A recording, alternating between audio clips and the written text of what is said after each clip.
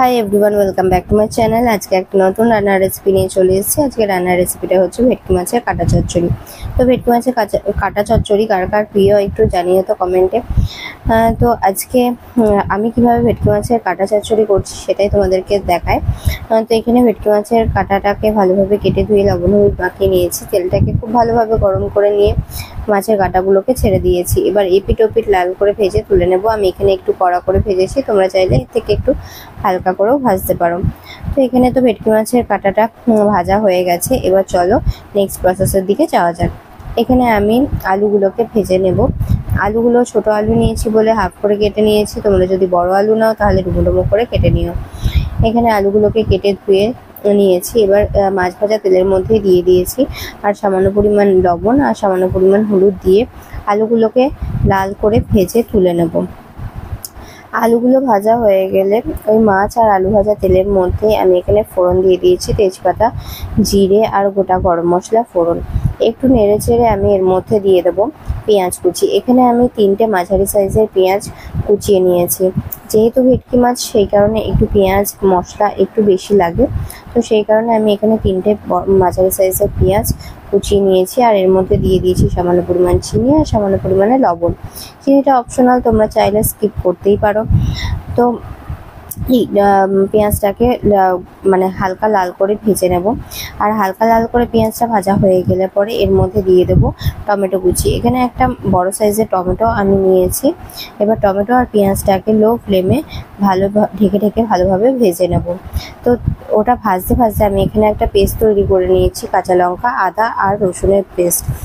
যে যেরকম ঝাল খেতে পছন্দ করো সেই অনুযায়ী লঙ্কা নেবে আর রসুন মানে যে পরিমাণ রসুন নেবে তার থেকে কম পরিমাণে আদা নেবে, মানে রসুনের পরিমাণটা যাতে আদার থেকে বেশি হয়। তো কাঁচা লঙ্কা, আদা আর রসুনের পেস্টটা করে নিয়েছি, সেটাই আমি এর মধ্যে দিয়ে দেবো।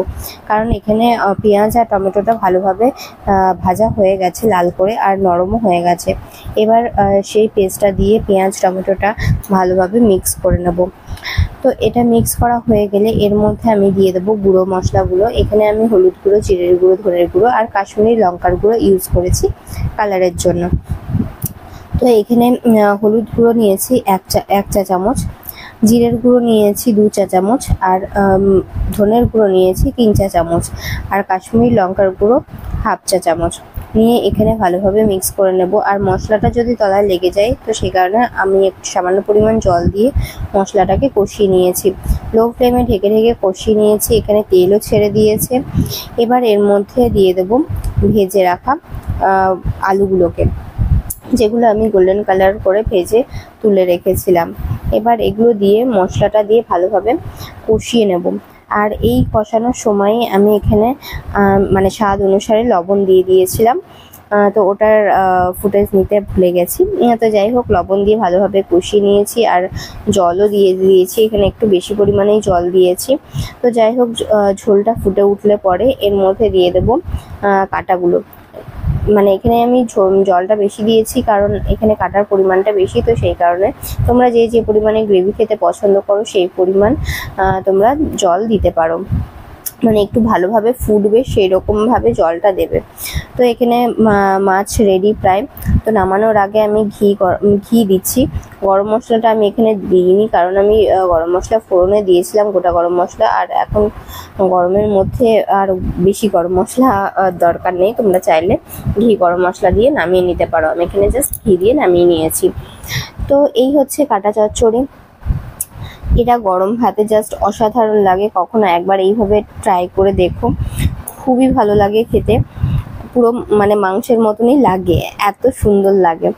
তো যাই হোক, আজকের ভিডিওটা এখানেই শেষ করছি। দেখা হবে নতুন একটা ভিডিওর সাথে। আমার ভিডিও তোমাদের যদি ভালো লেগে থাকে লাইক কমেন্ট শেয়ার করো আর চ্যানেলটা অবশ্যই সাবস্ক্রাইব করো।